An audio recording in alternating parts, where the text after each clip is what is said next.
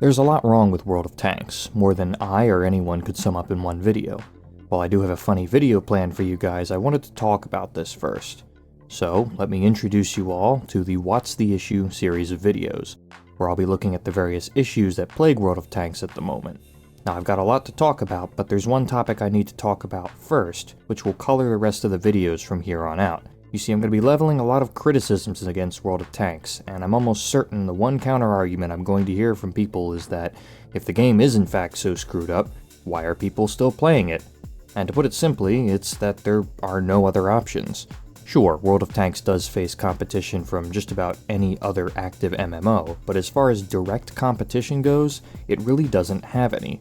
Let's look at World of Tanks' would-be competition for a second.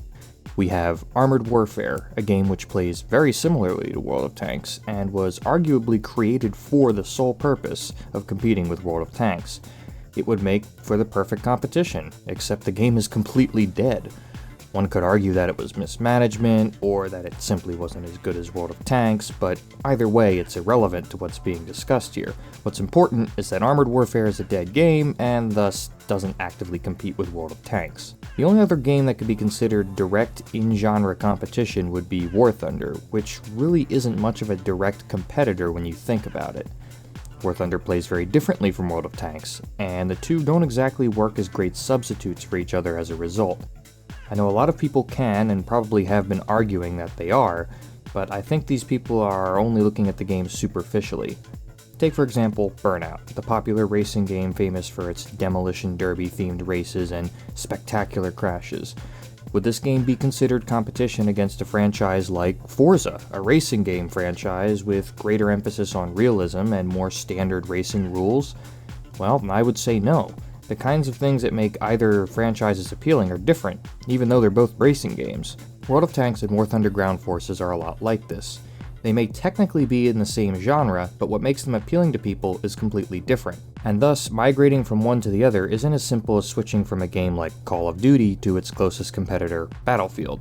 So to recap, the closest thing World of Tanks has to a direct competitor is nothing of the sort, the closest thing that could have been a direct competitor is now dead, and the likelihood of any kind of direct competition emerging in the near future is very slim. Long story short, WarGaming has their own little monopoly, and anyone with basic understanding of how free markets work will know why this is bad. WarGaming can milk their player base for every dime they're worth without having to worry a great deal about the consequences, because let's face it, if you don't like War Thunder Ground Forces, where else are you going to go to play a popular MMO tank shooter?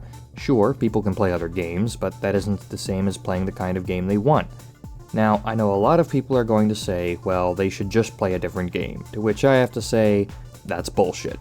Video games have stood the test of time, and I think they've been around long enough and have become popular enough to say that gaming, even if it is limited to only one genre or type of game, is a serious hobby. People wouldn't invest the ridiculous amounts of time and money that they put into this game if it wasn't, and they absolutely wouldn't stick around after all the crap WarGaming has pulled on them if it wasn't. If there's one thing that I'm sure everyone can agree on, it's that a significant portion of the active World of Tanks player base actually hates the game, and yet they're still playing it. If World of Tanks was just a video game, and if it wasn't an important hobby or pastime to people, why do you think they're still playing it? So, with everything I've just said in mind, I want to go back to the recent controversy surrounding Fosh's review of the Chrysler GF. The Fosh controversy was unique not only in the levels of wargaming fuckery it brought out, but its coverage by outside sources. After popular gaming critics like Jim Sterling made videos about it and introduced the controversy to a wider audience, WarGaming very quickly retracted their statements. This is something I haven't seen WarGaming do before, at least not this quickly. Coming from a company whose game developers are quoted as saying things like "deal with it" and "how terrible" when asked about issues that people have with the game, this is certainly out of character, but it makes a lot of sense when you think about it. WarGaming doesn't care if their core player base is disgruntled for reasons I've already discussed, but their reputation among those unfamiliar with the game is still important to them. Even with a dedicated core player base, World of Tanks still needs a steady influx of new players to stay alive, and the less they know about things like false DMCA takedowns and pay-to-win mechanics, the more who will sign up and get hooked on the game before they find out.